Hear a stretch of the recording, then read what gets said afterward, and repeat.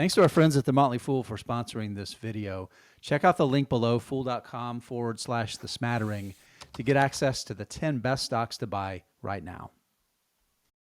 Etsy reported earnings on November 2nd, and if you look at the market's reaction and after hours, a double-digit jump, you'd think they had a blowout quarter. When you look at the numbers, they're pretty blah. And I think, Jeff Santoro, I think it's a case of all about the expectations. This is The Smattering. I'm Jason Hall. Jeff, you think I'm right about that? Yep. When you see a quarter that looks kind of blah or maybe negative, but the market reaction is the opposite, it's usually that they exceeded some level of expectation, and I think that's what Etsy did here. Let's take a look at the quarter. So this is from the company's presentation. So consolidated GMS, that's gross merchandise sales. This is the dollar value of all the stuff that merchants sold to buyers on the Etsy platform. $3 billion. Jeff, I look at this and I see a 3.3% decline year over year. And I start to think, wait a minute, that's not really good when its merchants are selling less stuff.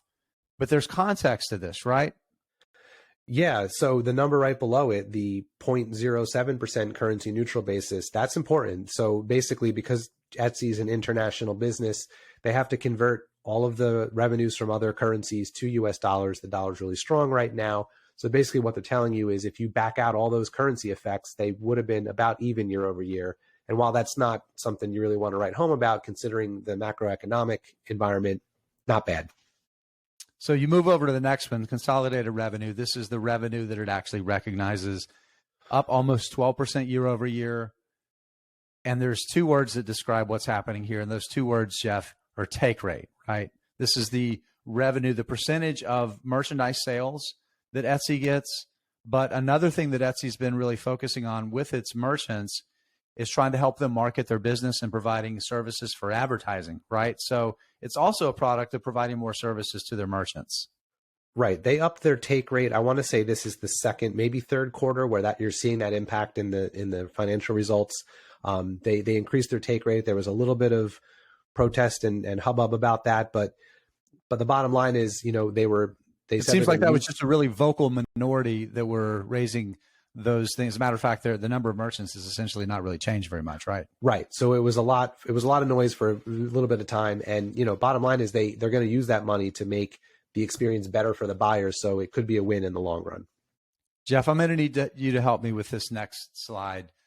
Etsy is giving more information, and it feels like they're telling investors, just kind of forget about all of those customers that we acquired during the pandemic, and let's compare our results to 2019.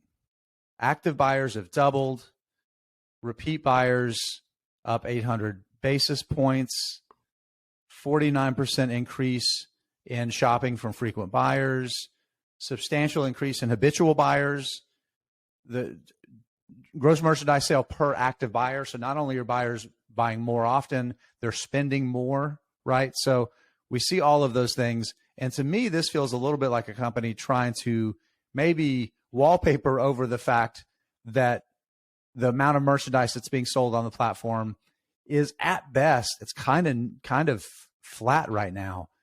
Help me, tell me where I'm missing the mark here. I think you're right. I don't blame a company for trying to find the kind of rosiest way to present the data.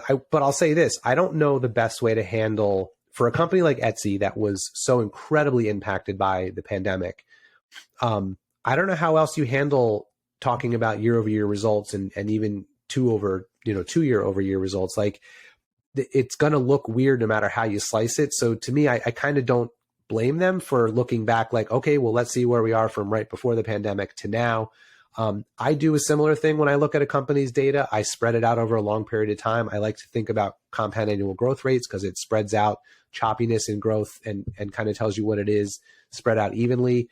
I think the fact that they're giving you the year over year numbers and being honest about them makes it a little bit more palatable to look at the 2019 comparison. But yeah, I think that's one of the reasons you want to dig a little deeper when you look at some of these numbers. You want to really think about, and you have to make a decision for yourself. How much does that matter? How much should you take that in consideration? Yeah, I think that's fair. And I'm probably being a little bit hard on the folks at Etsy. I'm a shareholder after all. and I like what they're doing. And I do think they're starting to build some economic moats, right? We've seen, one thing is evident, right? Even if revenue is kind of flat right now, they're retaining those customers that they've acquired. They're retaining those merchants that they have acquired. So that is certainly a positive. Before we look at stock price and value, Jeff, I want to take a second and look at something that's really, really important with a company that's growing like this, and that's understanding the cadence of their cash flows. So this is page 32 from their earnings presentation.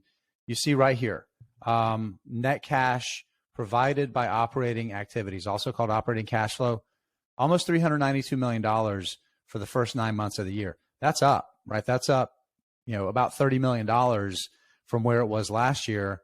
And that's really positive because this is a company that does continue to spend more on its business. They're spending more on R&D to make sure that they have a great product and a great platform. They're prioritizing those tools that they're building for their merchants for things like advertising. Considering that they're doing those things and also continuing to grow cash flows, I think that's pretty positive about the overall condition of the business and the health of the business, Jeff. Yeah, I agree. Companies that are not cash flow positive at some point and then become cash flow positive, operating cash flow positive, you absolutely have to see that. I hope it continues. It's definitely a positive sign. Okay, one more screen share here, and then we can kind of wrap this up. The folks at Etsy have told us that we should think about where the business was before the pandemic, where it is now, and kind of consider all of that context. And let's give them some credit for that. Let's do that right now with the stock price. So first of all, what we're seeing, this is where it is from the high, down 71% from the high. By the time you're looking at this, we're recording this after hours on November 2nd. Could be up a little bit from that. Could be down. This market lately, who knows?